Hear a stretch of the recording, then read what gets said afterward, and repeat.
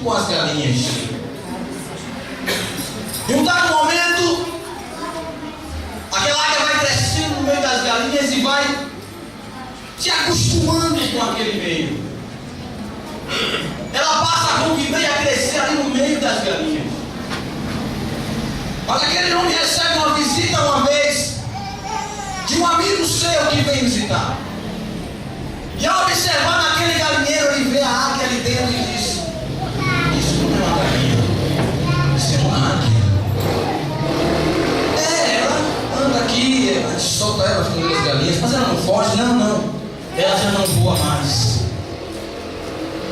Ela está acostumada agora ali com as galinhas.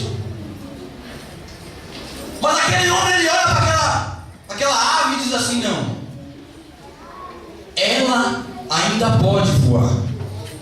Ainda há possibilidade para ela voar. E o homem continua insistindo, dizendo: não tem mais como. Ela se acostumou. Ela já não voa mais, não sabe a arte de voar mais. Ela também é perigoso forçá-la a fazer isso, porque ela já não tem mais o instinto de águia. Mas aquele homem da insiste dizendo: ela continua sendo águia, ainda que estejam entre as galinhas, ela continua sendo águia. E eu vou tentar. E o homem então dá aquela liberdade para que ele continue tentando. E na primeira oportunidade que ele tem, ele põe a águia no seu braço. Passa alguns minutos e aquela águia, ao invés de voar, ela pula e vai de volta às galinhas. Ele tenta uma segunda vez e ocorre a mesma coisa. Aquele homem então diz assim: desista, não vai dar. Ele disse: não, eu vou tentar uma última vez. Ela então pega aquela águia e sobe para um penhasco. E de frente para o sol, ele direciona aquela águia em direção ao sol. E repetidas vezes ele diz: voe, voe, voe. E de repente aquela águia abre as asas, salta um grunhido e faz um voo longo ao infinito. Nada sério, sai. Mas o que Deus está fazendo ao seu coração e ao meu? Não se acostume com essa aprovação, não. Porque Deus não chamou você para ela, não. Deus chamou você para viver de vitória em vitória. Quem sabe você já tem se acostumado com essa situação, mas nessa noite eu venho aqui para profetizar na tua vida que o cativeiro está acabando e que você vai voar, voar, voar por cima da aprovação, voar por cima da dificuldade, glorificando o nome do teu Deus. E quantos podem adorar para receber essa profecia essa noite? Porque é noite de vitória, é noite de restauração.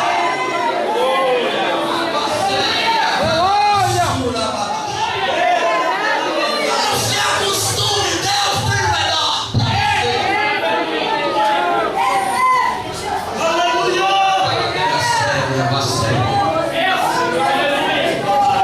Não adianta, você foi chamado para a vitória. Aleluia.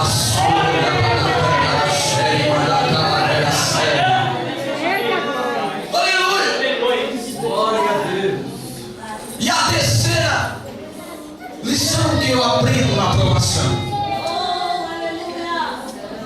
é que a mão de Deus, ela se manifesta quando já não há esperança. É verdade. Porque o possível que eu e você pode fazer, Deus não faz.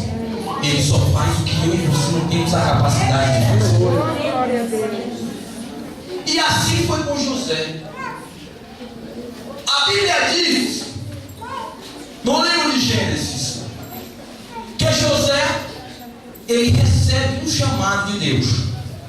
Olha bem, ele não recebeu um chamado de um profeta.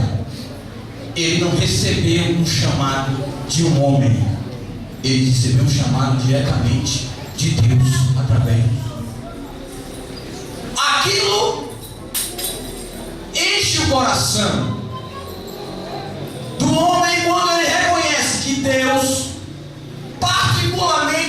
chamou para uma obra específica. Eu tenho 27 anos. Eu cheguei a São Paulo no mês de novembro do ano passado, vindo da Bahia. E Deus já havia falado comigo, me chamado para um propósito há muitos anos. E como José, o seu coração se alegra.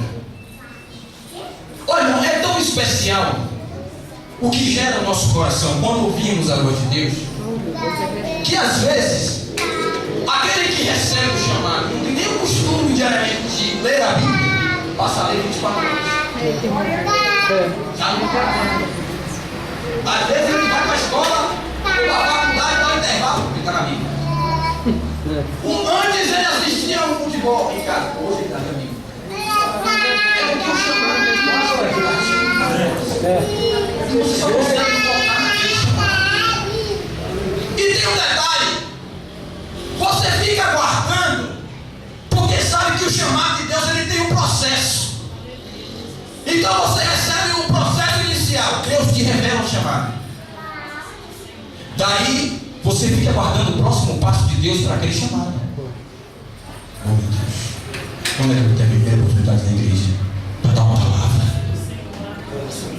Vai no evangelismo, se vacilar, ele prega 2 horas. Porque ele está querendo chamar a cabeça. Irmãos, José recebe o chamado de Deus. E o primeiro passo que ele encontra, os seus irmãos o rejeitam. Mas tem o segundo passo? Tem.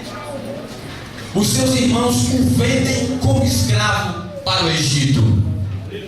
Isso lá se vai anos a fio e a promessa não acontece. Então imagina, quem sabe agora eu estou a serviço de uma pessoa importante no meio do Egito. Quem sabe é por aqui que Deus vai me levantar. E ele aguarda o terceiro passo. E qual o terceiro passo? A mulher de Potifar o acusa de adultério, de tentar contra ela, e ele vai preso. Irmãos, Vacere e Mandarabachura. Aleluia! Agora imagine um jovem que recebeu um chamado de Deus, que com seu coração alegre aguarda o momento de Deus o exaltar, de colocar em lugares altos, mas naquele momento ele está na prisão, preso por uma situação em que ele não era responsável. Quem sabe a fé, a esperança, a certeza de José no chamado, ela tem diminuído. Mas existe um mistério que José nos deixa revelar aqui.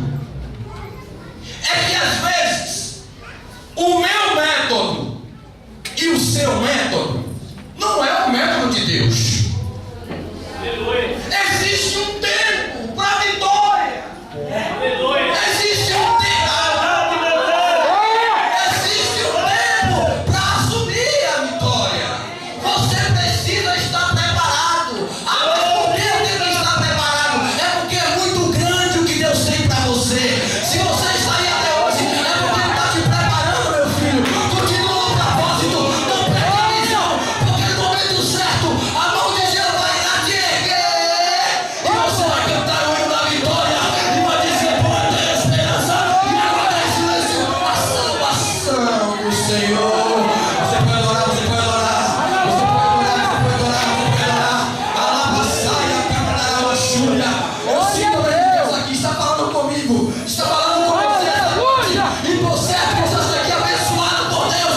Chega na graça, chega na ação. Levante a mão e glorifique.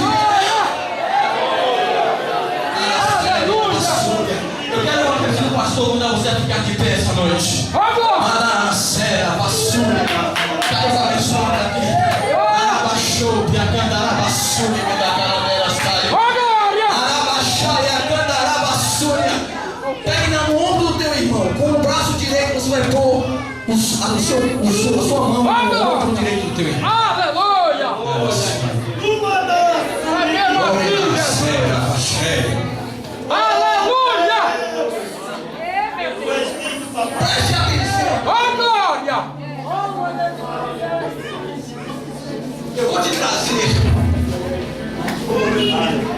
uma realidade.